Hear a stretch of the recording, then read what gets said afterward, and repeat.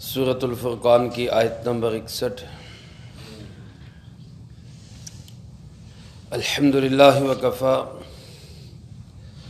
والسلام علی عبادہ الذین اصطفی، خصوصاً علی سید الرسل وخاتم الانبیاء وعلی آلہ واصحابہ الاتقیاء۔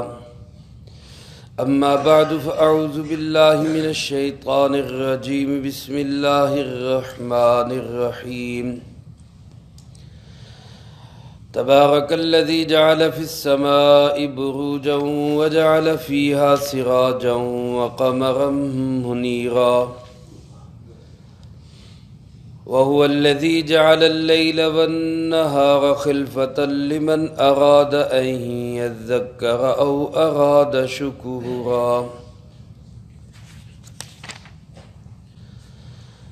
تبارک الذی، بڑی برکتوں والی ہے وہ ذات، جعل فی السماء بروجا، جس نے آسمان میں بروج بنائے، وجعل فیہا سراجا وقمرا منیرا، اور اس میں بنایا اس نے ایک چراغ اور ایک چاند اجالا کرنے والا۔ وہو الذی جعل اللیل والنہار، اور وہ اللہ وہ ذات ہے جس نے رات اور دن کو بنایا، خلفتاً، ایک دوسرے کے آگے پیچھے آنے والا، لمن اراد ان یذکر، اس شخص کے لیے جو ارادہ کرے نصیحت حاصل کرنے کا، او اراد شکورا، یا ارادہ کرے شکر گزار بننے کا۔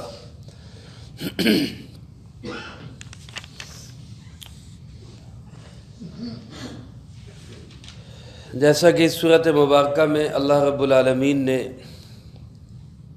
توحید کے بہت سارے دلائل، آفاقی، انفسی، زمین و آسمان میں بکھرے ہوئے بہت سے دلائل قدرت کو بیان فرمایا، جن سے یہ بات ثابت ہوتی ہے کہ اللہ ہے اور اللہ ایک ہے۔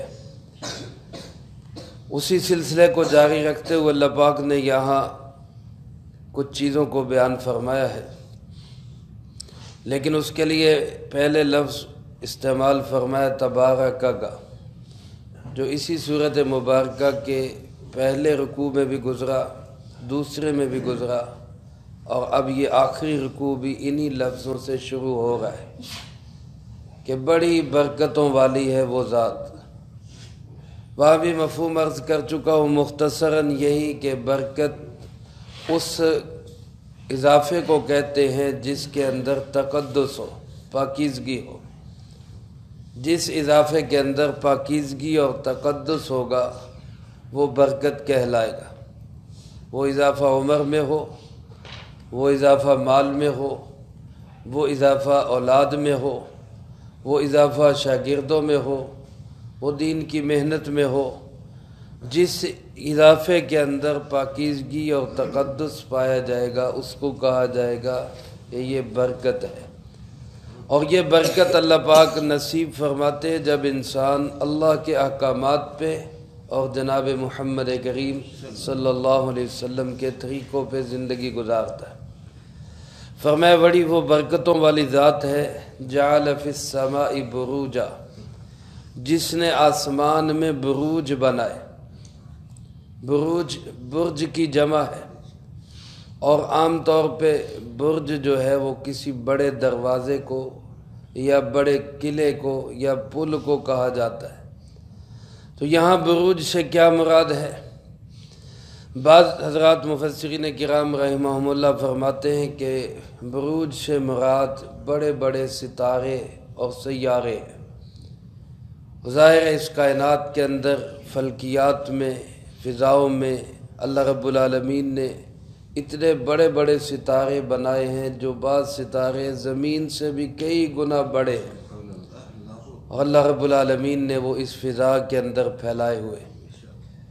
تو ستارے، سیارے اور کہکشائیں، یہ سب چیزیں جو ہیں یہ بروج اس میں داخل ہیں۔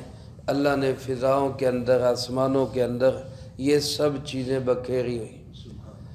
دوسرا مطلب بعض علماء نے لکھا ہے بروج سے مراد بڑے بڑے دروازے ہیں، آسمانوں کے اندر بنے ہوئے بڑے بڑے دروازے ہیں، جن دروازوں سے فرشتے آتے بھی ہیں اور جاتے بھی ہیں، اور اللہ کے حکم کے بغیر وہ دروازہ کسی کے لیے نہیں کھولا جاتا، اسی کے لیے کھولا جاتا ہے جس کے لیے اللہ رب العالمین کی طرف سے اجازت ہوتی ہے۔ روایات میں آتا ہے جب کوئی نیک انسان دنیا سے جاتا ہے تو آسمان کے وہ دروازے بھی ہوتے ہیں جن دروازوں سے اس کے اعمال اوپر جایا کرتے تھے۔ تو ایسے اور احادیث ہیں جن سے یہ ثابت ہوتا ہے کہ اس آسمان کے اندر ایسے دروازے بنے ہوئے ہیں، گیٹ بنے ہوئے ہیں بڑے بڑے، جن سے فرشتے آتے بھی ہیں اور جاتے بھی ہیں۔ تو فی السماء بروجن سے مراد یہ بروج، یہ ستارے اور یہ دروازے ہیں۔ اور بعض حضرات فرماتے کہ یہ جو ہمارے ہاں 12 منزلیں بتائی جاتی ہیں کہ سورج کی 12 منزلیں ہیں، اور وہ ان منزلوں میں آتا ہے اور اس میں ان کے چکر لگتے ہیں، اور پھر اسی سے آگے جو ہے وہ لوگ سمجھتے ہیں کہ اس میں اسرات ہیں، اور اس سے آپ نے پڑھا ہوگا لکھا ہوتا ہے آپ کا یہ ہفتہ کیسا رہے گا، جو آدمی جس مہینے میں پیدا ہوتا ہے پھر اس حساب سے اس کا برج بتاتے ہیں، فلاں فلاں طریقوں میں پیدا ہونے والا۔ تو بعض حضرات فرماتے کہ یہ بروج، یہ منزلیں بھی اللہ رب العالمین نے آسمان میں بنائی ہیں، سورج کی، چاند کی، ستاروں کی منزلیں ہیں، اس سے مراد وہ ہے۔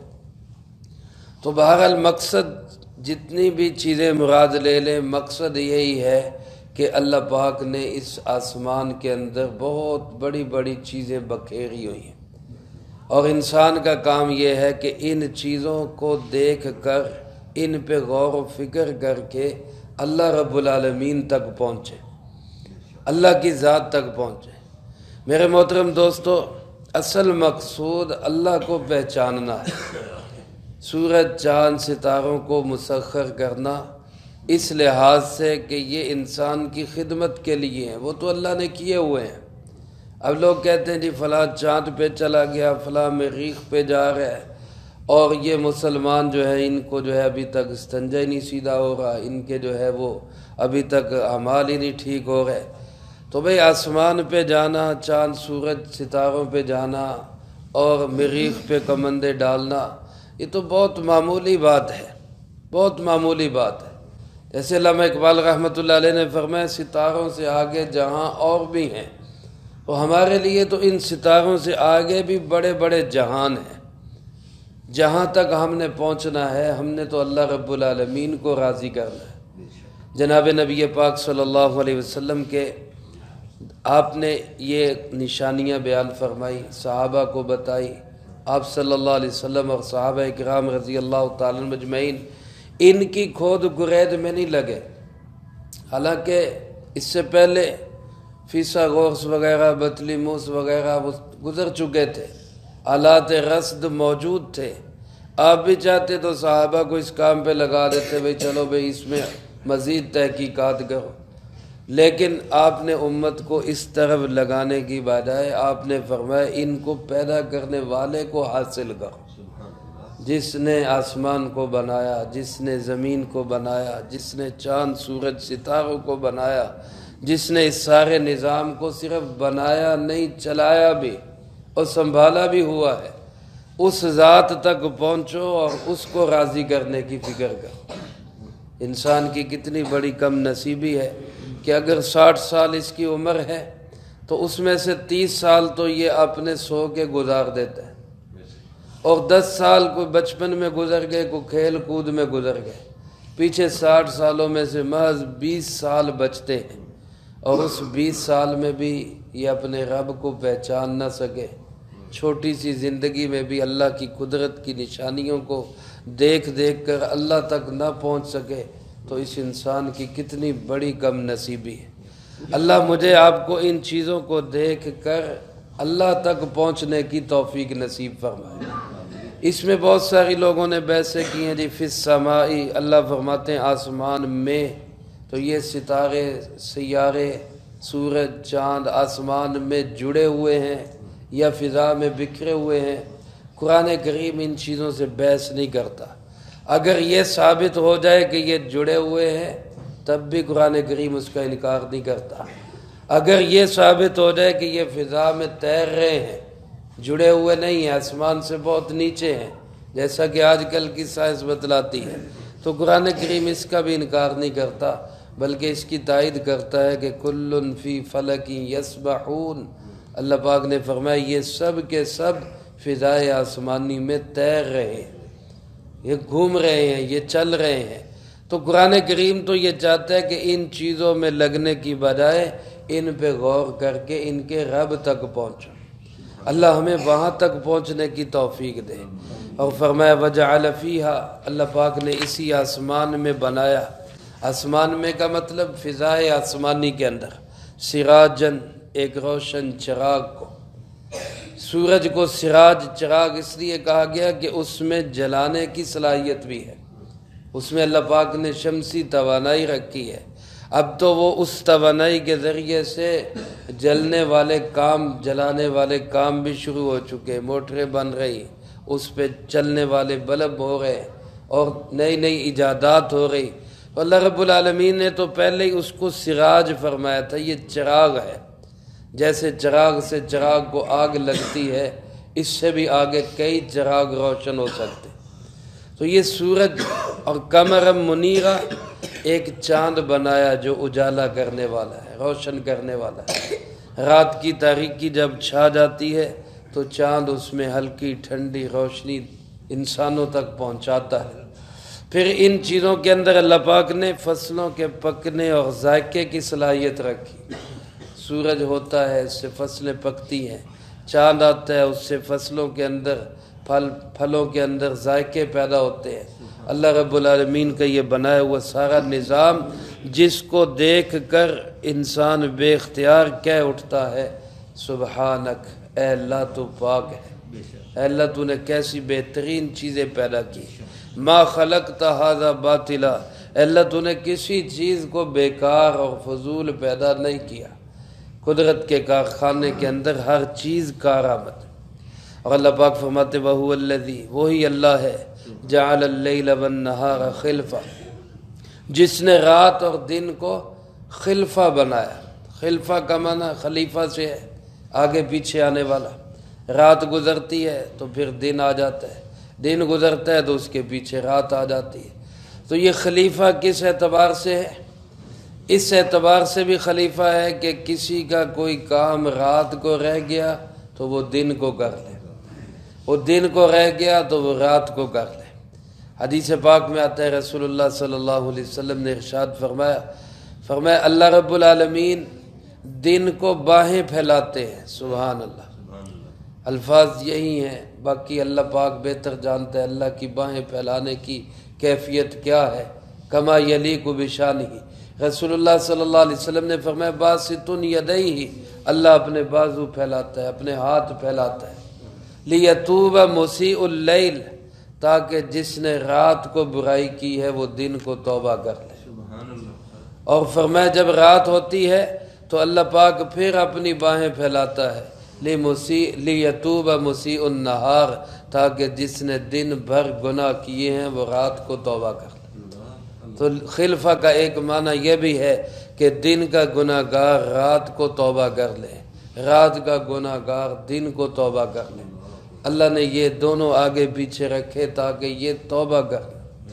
اسی طرح حدیث پاک میں آتا ہے رسول اللہ صلی اللہ علیہ وسلم نے ارشاد فرمایا جس آدمی کا کوئی ورد، کوئی وظیفہ، اس کی عادت تھی رات کو وہ پڑھا کرتا تھا، وہ رات کا وظیفہ رہ گیا، آپ نے فرمایا وہ اگر ظہر سے پہلے دن کو پڑھ لے گا تو اللہ پاک اس کی رات کے وظیفے کی تلافی کر دیں گے، وہ گویا اس کا رات کا ہی وظیفہ ہو گیا۔ حضرت سیدنا عمر فاروق رضی اللہ تعالیٰ عنہ نے ایک دفعہ چاشت کی نماز پڑھی، لیکن بڑی طویل پڑھی، عام معمول سے ہٹ کے لمبی نماز پڑھی۔ تو کسی نے پوچھا کہ حضرت آپ نے آج چاشت بڑی طویل پڑھی، فرمایا کہ آج میری تہجد رہ گئی تھی، تو وہ جو تہجد رہ گئی تھی تو اس کی تلافی میں نے چاشت کے وقت میں کر لی، کیونکہ اللہ کے محبوب صلی اللہ علیہ وسلم نے فرمایا جس کے رات کا کوئی ورد اور وظیفہ رہ جائے اور وہ دن کو زور سے پہلے پہلے کر لے تو اللہ اس کو رات میں ہی شامل کر دیتا ہے۔ تو یہ بھی خلفہ کا معنی ہے کہ رات کے کام رہ گئے تو دن کو کر لے، دن کے رہ گئے تو رات کو کر لے۔ وہ جیسے ہمارے ہاں بھی کہتے ہیں کہ رات شب درمیان رب مہربان، رات درمیان میں ہے تو اللہ کی مہربانی سے حالات بدل بھی جاتے ہیں۔ تو اس لیے اللہ پاک نے ان دونوں کو ایک دوسرے کے آگے پیچھے بنایا، اور انسان اس پہ غور و فکر کرے کہ سینکڑوں سال بیت گئے، ہزاروں سال بیت گئے، رات اور دن کے نظام کے اندر ایک سیکنڈ کا بھی فرق نہیں پڑتا۔ آج 8 جنوری کو جس ٹائم پہ سورج کا طلوع ہے، آپ 100 سال پیچھے دیکھ لیں اسی ٹائم پہ سورج کا طلوع ہے، 100 سال کے بعد دیکھ لیں اسی ٹائم پہ سورج کا طلوع ہے، اس میں رتی بھر کا بھی فرق نہیں پڑتا۔ اس سے پتہ چلتا ہے کہ اس نظام کو چلانے والا کون ہے؟ اللہ ہے، اور وہ ایک ہے، اکیلا ہے، کیونکہ اکیلا نہ ہوتا تو اس نظام میں کہیں گڑبڑ ہو جاتی، جہاں 2 چودھری ہوں وہاں لڑائی ہو ہی جایا کرتی ہے، اور جہاں ایک ہی نظام چلانے والا با اختیار اور مختار کل اکیلا ہو وہاں کوئی نظام کے اندر گڑبڑ نہیں ہوتی۔ تو اس نظام کا صحیح چلنا یہی دلیل ہے کہ اللہ ایک ہے، اس کا کوئی ساجی اور شریک نہیں۔ اللہ پاک فرماتے ہیں یہ نشانیاں میں نے اس شخص کے لیے بکھیری ہیں لمن اراد ان یذکر، جو ارادہ کرتا ہے کہ نصیحت حاصل کرے، جو دل میں نیت تو کرے کہ میں ان نشانیوں کو دیکھ کر اللہ تک پہنچوں تو صحیح۔ اللہ اس کو یہ نشانیاں سمجھا بھی دیتا ہے، اس کو اس نشانیوں سے فائدہ بھی ہو جاتا ہے، یا وہ ارادہ کرے ارادہ شکورا کہ میں اللہ کی نعمتوں کا شکر تو ادا کروں کہ اللہ نے کتنی بڑی بڑی نعمتیں زمین و آسمان میں مجھے مفت عطا کی ہوئی ہیں۔ اب آپ دیکھیں سردی کا موسم، جب سردی شدید پڑتی ہے ہم ہیٹر جلاتے ہیں، چولہے جلاتے ہیں، گرم کپڑے لیتے ہیں، پھر بھی ٹھہرے ہوتے ہیں، اور اللہ پاک ذرا سا سورج کا چہرہ دکھاتے ہیں تو ایک دم ساری چادریں اتر جاتی ہیں، سارے کمرے کھل جاتے ہیں، اور ٹھنڈک جو ہے وہ کم ہو جاتی ہے۔ تو یہ اتنا بڑا حرارت کا گولا اللہ پاک نے ہمیں فری میں عطا کیا ہوا ہے، کوئی بل نہیں، کوئی اس کا ٹیکس نہیں، کوئی قیمت نہیں، اور ہوا ہے، آکسیجن ہے، پانی ہے، کتنی بڑی بڑی نعمتیں اللہ کی جو اللہ نے فضائے آسمانی میں ہمیں مفت میں عطا کی ہو، تو ہم شکر تو ادا کرنے والے بنے۔ اللہ پاک فرماتے ہیں جو ان نعمتوں کا شکر ادا کرنے کی نیت کرے گا اس کو یہ نعمتیں فائدہ دیں گی، ورنہ انسان چاند تک بھی پہنچ جائے گا، چاند کے رب کو نہیں پہچانے گا، مریخ تک بھی پہنچ جائے گا، مریخ کے رب تک نہیں پہنچے گا، سورج پہ کمندیں ڈالنے کی کوشش کرے گا لیکن رب تک نہیں پہنچ سکے گا۔ مزہ تو تب ہے کہ انسان جناب محمد کریم صلی اللہ علیہ وسلم کے قدموں میں آئے، جو سورج سے بھی آگے، آسمانوں سے بھی آگے، 7 آسمانوں سے اوپر، وہاں سے بھی آگے چلے گئے جہاں سے آگے جبرائیل علیہ السلام نے بھی کہا کہ آگے میں نہیں جا سکتا، میں جاتا ہوں تو میرے پر جلتے ہیں۔ انسان تو اس سے بھی آگے چلا گیا، تو ہم اس محمد کریم صلی اللہ علیہ وسلم اس پاک پیغمبر کے ساتھ جڑے تاکہ وہ ہمیں ان منزلوں سے بھی آگے اللہ تک پہنچا دیں۔ اور میرے بھائیو، نماز جب انسان سجدے میں سر رکھتا ہے تو کیا فرمایا کہ نماز مومن کی معراج ہے، نماز مومن کی معراج ہے، اللہ کے دربار میں پہنچ جاتا ہے۔ سبحان ربی الاعلیٰ، اللہ کے قدموں میں سر رکھا ہوا ہے۔ ایک بزرگ ہمارے حضرت مولانا فضل الرحمن گنج مراد آبادی، حضرت تھانوی کے بھی شیخ رحمہ اللہ تعالی، حضرت فرماتے میں جب سجدہ کرتا ہوں تو یوں محسوس ہوتا ہے کہ میں نے اللہ کے قدموں میں سر رکھ دیا۔ اللہ ہمیں بھی یہ کیفیت نصیب فرمائے۔ اور پھر اس سے آگے فرماتے ہیں کہ یوں بھی محسوس ہوتا ہے کہ اللہ نے اپنا دست مبارک میری کمر پہ رکھ دیا۔ اس کی ٹھنڈک محسوس ہوتی. یہ کیفیات ہیں جو بیان نہیں کی جا سکتی، محسوس کی جا سکتی، اور یہ وہی محسوس کرتا ہے جس کا اللہ سے مضبوط تعلق ہوتا ہے. ان چیزوں کو دیکھ کر اللہ ہمیں اپنی ذات تک پہنچنے کی توفیق نصیب فرمائے. جو کہا سنا اس کو زندگی میں لا کے دوسروں تک پہنچانے کی توفیق عطا فرمائے. اللہم انت السلام ومنک السلام تبارکت ربنا وتعالیت یا ذا الجلال والاکرام. اللہم انا علی ذکرک وشکرک وحسن عبادتک. اللہم احسن عاقبتنا فی الامور کلها واجرنا من خزی الدنیا وعذاب الآخرہ. اللہم واقیتا کواقیت الولید. اللہم استر عوراتنا وآمن روعاتنا. اللہم انا نجعلک فی نحورہم ونعوذ بک من شرورہم. اللہم اکفنا بحلالک عن حرامک واغننا بفضلک عمن سواک. اللہم اکفنا کل مہم من حیث شئت ومن این شئت. رب اغفر وارحم وانت خیر الراحمین. ربنا تقبل منا انك انت السميع العليم وتب علينا انك انت التواب الرحيم. وصلى الله على النبي الكريم وعلى آله واصحابه اجمعين برحمتك يا ارحم.